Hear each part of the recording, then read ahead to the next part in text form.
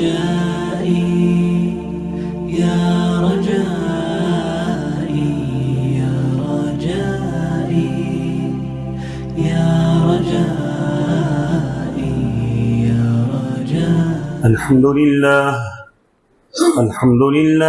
نحمده ونستعينه ونستغفره ونؤمن به ونتوكل عليه ونعوذ بالله من شرور أنفسنا ومن سيئات أعمالنا.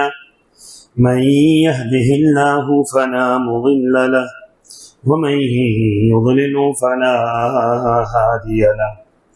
وأشهد أن لا إله إلا الله وحده لا شريك له.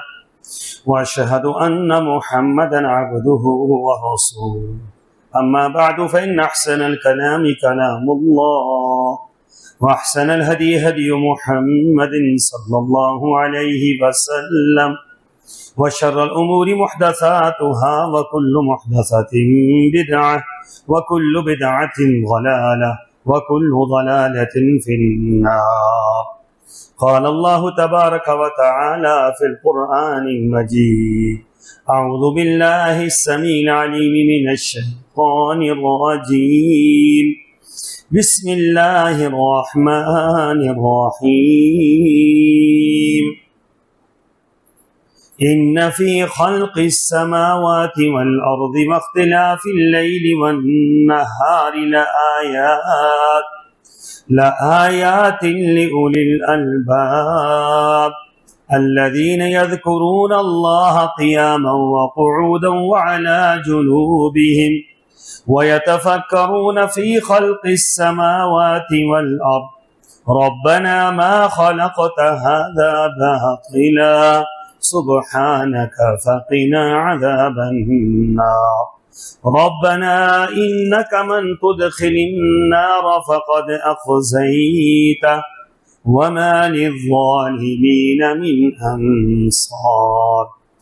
ربنا إننا سمعنا مناديا ينادي للإيمان أن آمنوا بربكم فآمنا. ربنا فاغفر لنا ذنوبنا وكفر عنا سيئاتنا وتوفنا مع الأبرار. ربنا وآتنا ما وعدتنا على رسلك ولا تخزنا يوم القيامة إنك لا تخلف الميعاد. اللهم صل على محمد وعلى آل محمد كما صليت على إبراهيم وعلى آل إبراهيم إنك حميد مجيد. اللهم بارك على محمد وعلى آل محمد كما باركت على إبراهيم وعلى آل إبراهيم إنك حميد مجيد. سبحانك لا علم لنا إلا ما علمتنا إنك أنت العليم الحكيم.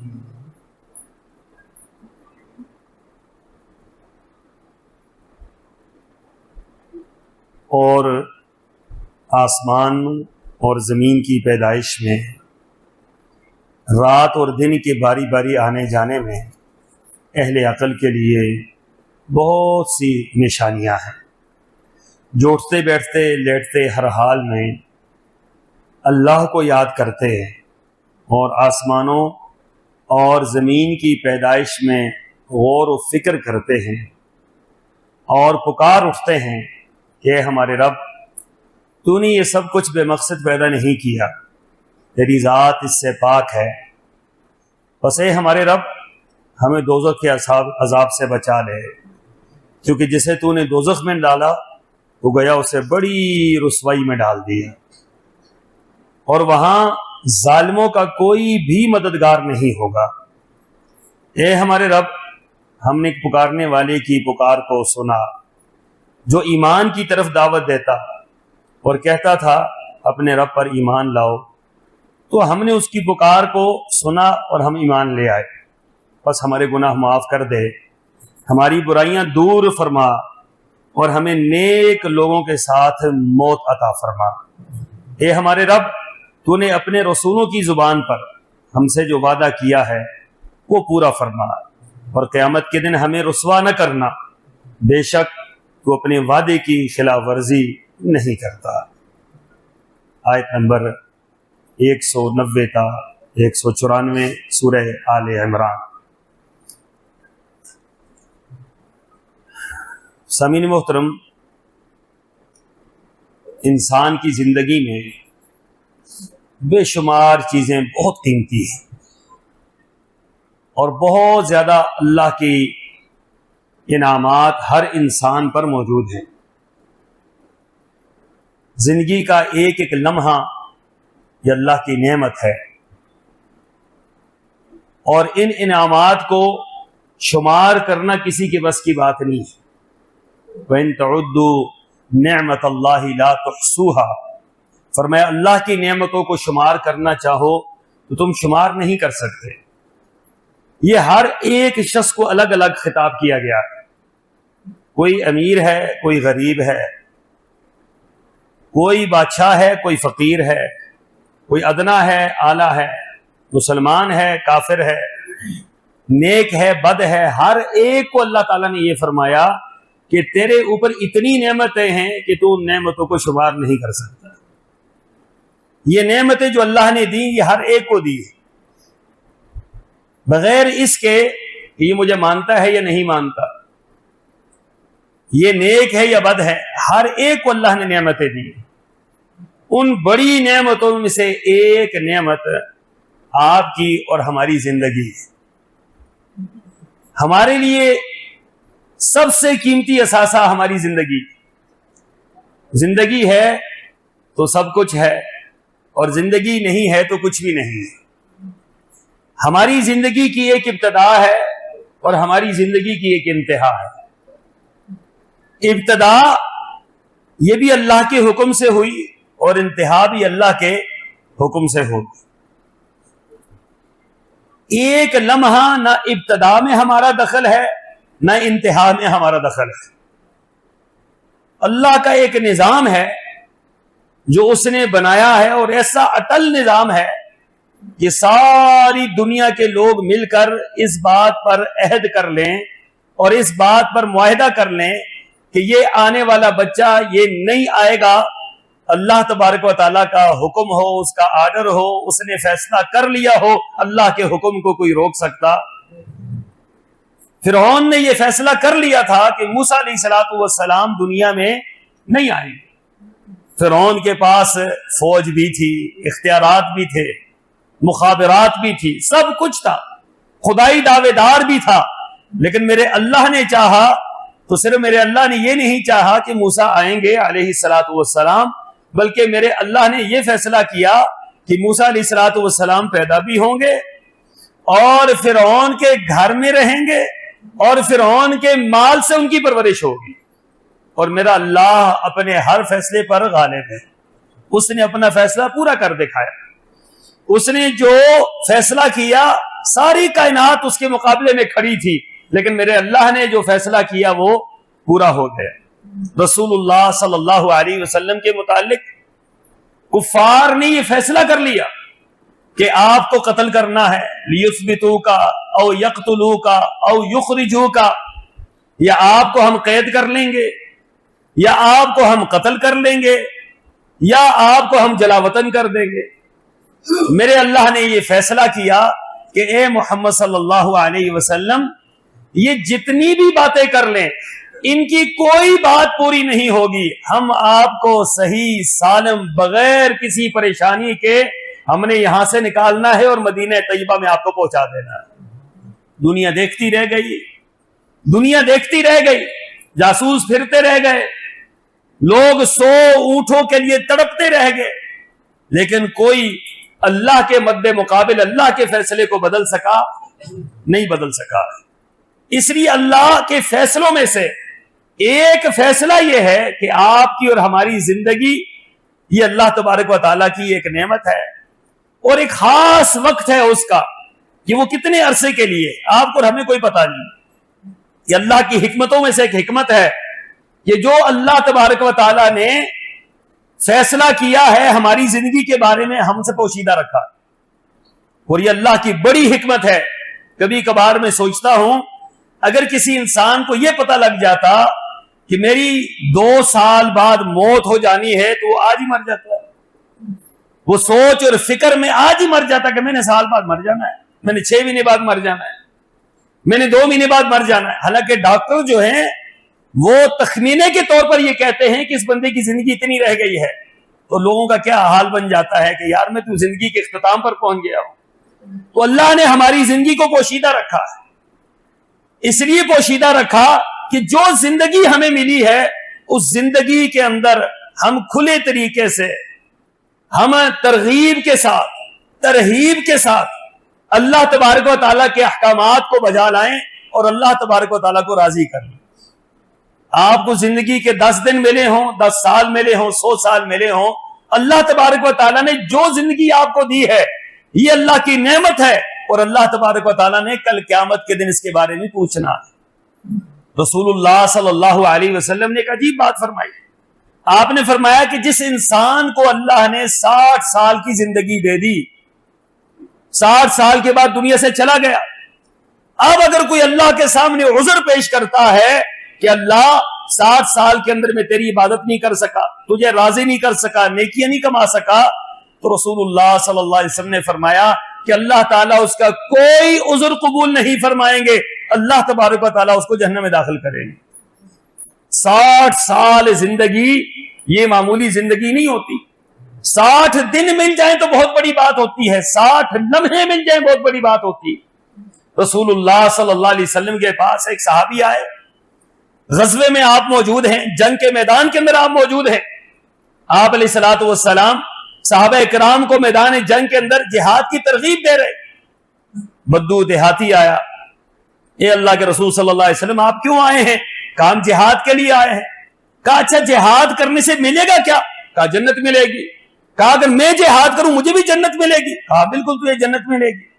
اب میدان جہاد کے اندر کود پڑے، ابھی کلمہ پڑھا اور ابھی میدان جہاد کے اندر کود پڑے، اور تھوڑی دیر کے بعد جام شہادت نوش کیا، اور اللہ کے رسول صلی اللہ علیہ وسلم نے فرمایا اس ساتھی کا عمل بہت کم تھا لیکن اجر اس کو جنت کے طور پر مل گیا۔ عمل کتنا ہے، زندگی اتنی ملی اس کو، کلمہ پڑھنے کے بعد چند لمحے ملے اس کو، لیکن وہ چند لمحے اس نے اتنے قیمتی بنا لیے، اتنے قیمتی بنا لیے کہ جنت کی قیمت مل گئی۔ ان اللہ اشترى من المؤمنین انفسهم واموالهم بان لهم الجنہ یقاتلون فی سبیل اللہ فیقتلون ویقتلون۔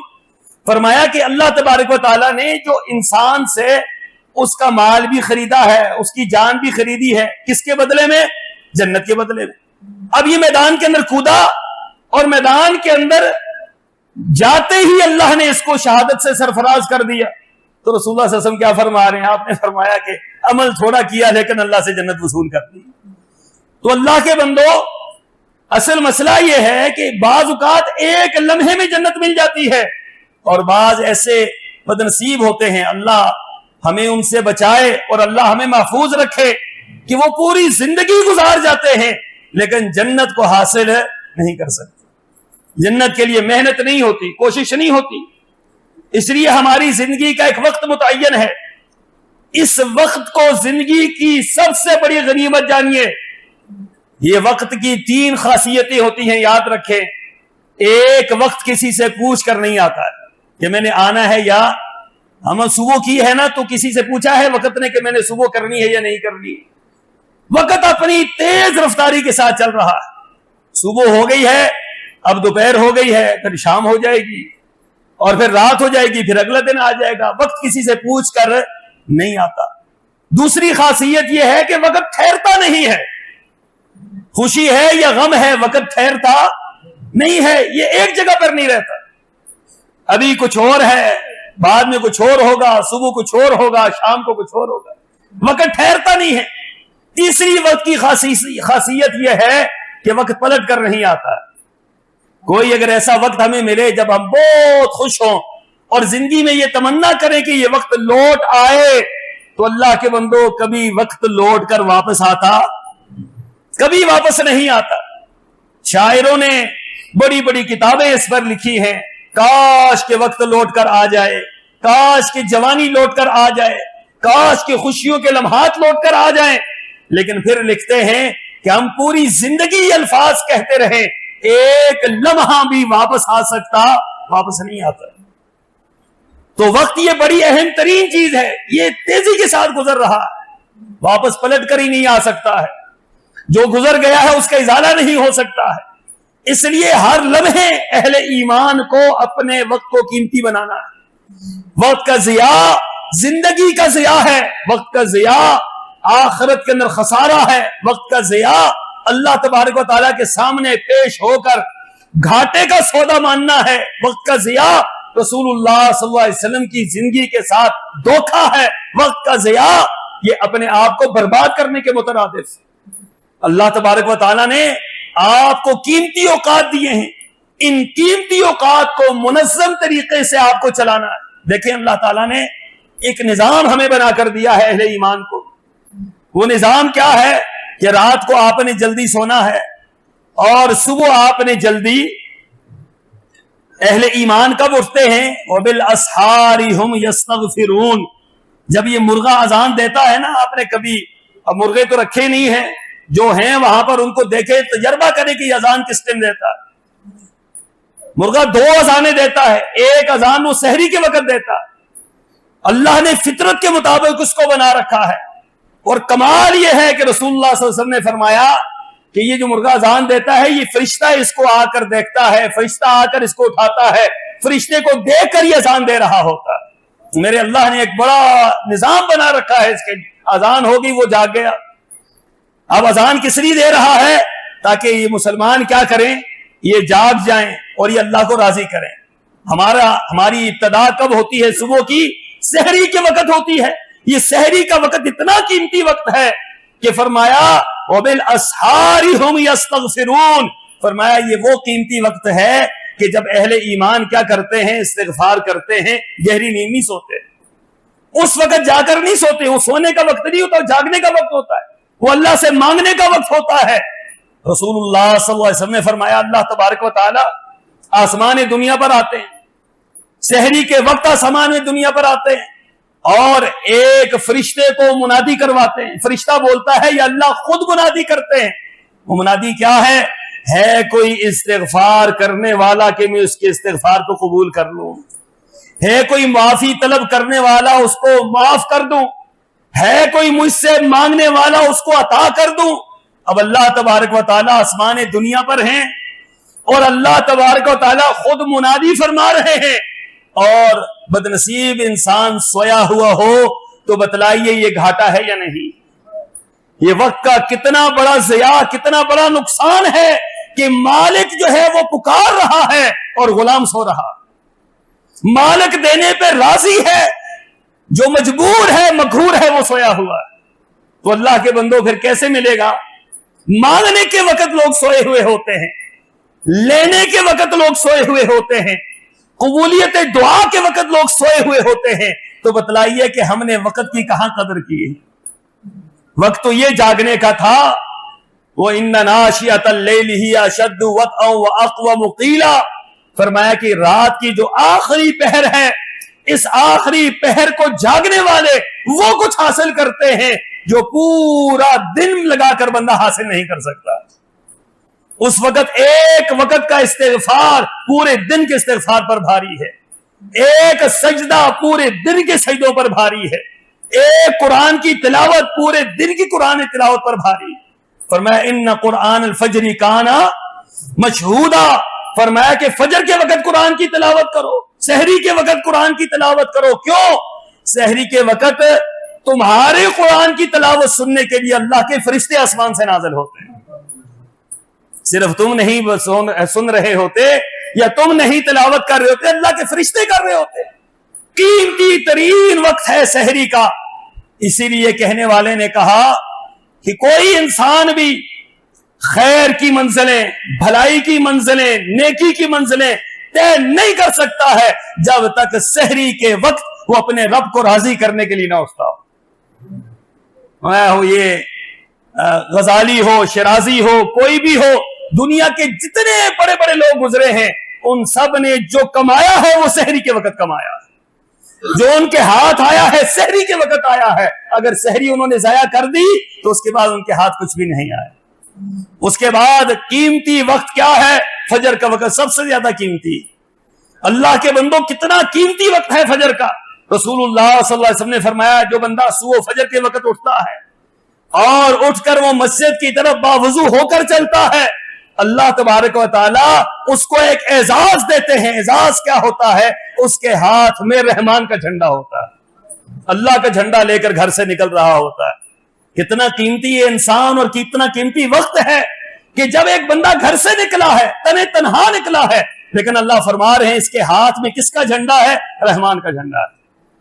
اور پھر وہ گھر سے نکلا، مسجد تک آیا، ایک ایک قدم کے بدلے میں تین انعامات مل رہے ہیں۔ ایک قدم اٹھایا ایک گناہ معاف ہو گیا، ایک قدم اٹھایا ایک نیکی لکھ دی گئی، ایک قدم اٹھایا ایک درجہ بلند ہو گیا۔ بتلائیے قدم ایک ہے، نیکیاں 3 طرح کی مل رہی ہیں۔ کتنا قیمتی وقت ہے یہ۔ اور پھر فرمایا جب مسجد کی طرف آتا ہے، پہنچتا ہے مسجد میں، اندھیرے میں چل کر آتا ہے، اور فرمایا رسول اللہ صلی اللہ علیہ وسلم نے جو لوگ اندھیرے میں نماز پڑھنے کے لیے آتے ہیں، مشکل سے نماز پڑھنے کے لیے آتے ہیں، مشقت سے نماز پڑھنے کے لیے آتے ہیں، انہیں کل قیامت کے دن ایسے نور کی بشارت دیجئے جس نور کی روشنی میں چلتے ہوئے اللہ کی جنت میں داخل ہو جائیں گے۔ تو اللہ کے بندو، جو بندہ اس وقت کو ضائع کر دے اس نے کتنا بڑا نقصان کر دیا۔ جو فجر کے ٹائم نہ اٹھا، سویا رہا، اور فجر کے ٹائم مسجد کی طرف نہ آیا، اس کی تو بربادی ہو گئی، تباہی ہو گئی۔ اللہ کے رسول صلی اللہ علیہ وسلم نے کیا فرمایا؟ فرمایا جس کی فجر کی سنتیں ضائع ہو گئی، فجر کی سنتیں، فرائض کی کوئی بات یا نہیں ہو رہی، سنتیں فجر کی ضائع ہو گئی، فرمایا اس کی دنیا و ما فیہا، جو کچھ اس کے پاس ہے سب کچھ اس کا برباد ہو گیا۔ یہ فجر کی سنتیں کتنی قیمتی ہیں، تو بتلائیے کہ فجر کے فرائض کا کیا عالم ہوگا، فجر کی دعاؤں کا کیا عالم ہوگا، فجر کی قرآن کی تلاوت کا کیا عالم ہوگا۔ اگر کسی کی ضائع ہو گئی، یہ وقت کا ضیاع، یہ کل اللہ تبارک و تعالیٰ کے سامنے بڑے خسارے کا باعث۔ جی قرآن پاک کی ان آیات کے اندر کیا فرمایا؟ الذین یذکرون اللہ قیاما وقعودا، یہ اللہ کے ذکر کرتے ہیں، کبھی لیٹ کر کرتے ہیں، کبھی کھڑے ہو کر کرتے ہیں، کبھی بیٹھ کر کرتے ہیں۔ الذین یذکرون اللہ قیاما وقعودا وعلی جنوبہم ویتفکرون فی خلق السماوات والارض ربنا ما خلقت هذا باطلا سبحانک فقنا عذاب النار۔ کوئی وقت ان کا غفلت میں نہیں گزرتا۔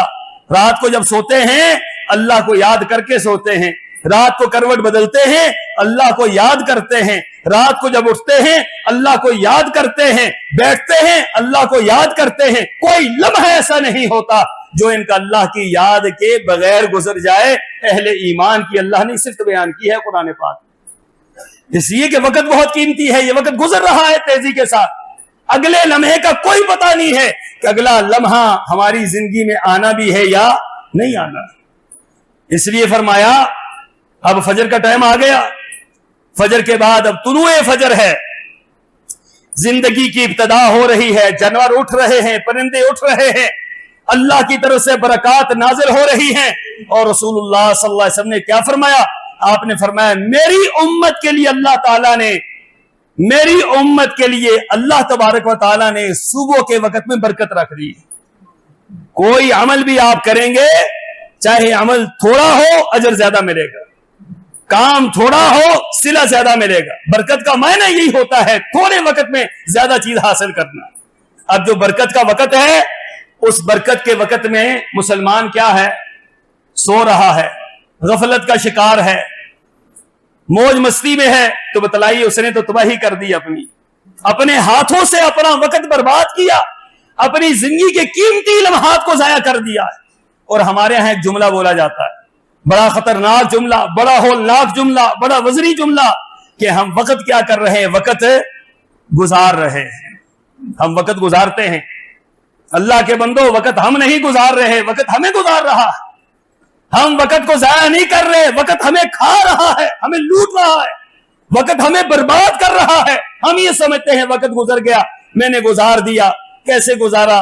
फेस बुक के ऊपर बैठ गया, ट्विटर के ऊपर बैठ गया, फला चीज के ऊपर बैठ गया, ड्रामे देख लिए, फला कर लिया, दोस्तों अहबाब में, फजूल मजालिस में वक्त मैंने लगा लिया। लोग कहते हैं वक्त हमने गुजारा है। वक्त गुजारा नहीं है, आपने वक्त बर्बाद कर दिया है, आपने वक्त तबाह कर दिया है, आपने ऐसा बड़ा अपना नुकसान किया है, शायद जिंदगी भर लग जाए, इस नुकसान का इजाला नहीं हो सकता। उसके बाद फजर की नमाज के बाद फरमाया कि सूरज तुलू होता है, तो सूरज तुलू होने के बाद एक नमाज आती है, उस नमाज को क्या कहते हैं? इशराक की नमाज।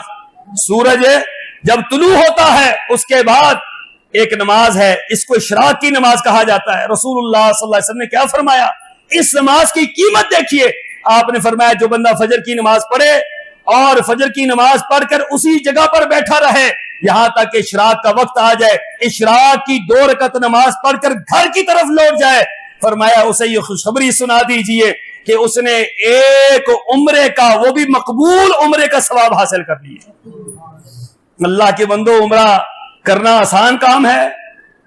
कितना पैसा लगता है, कितना वक्त लगता है, कितनी मुशक्कत होती है।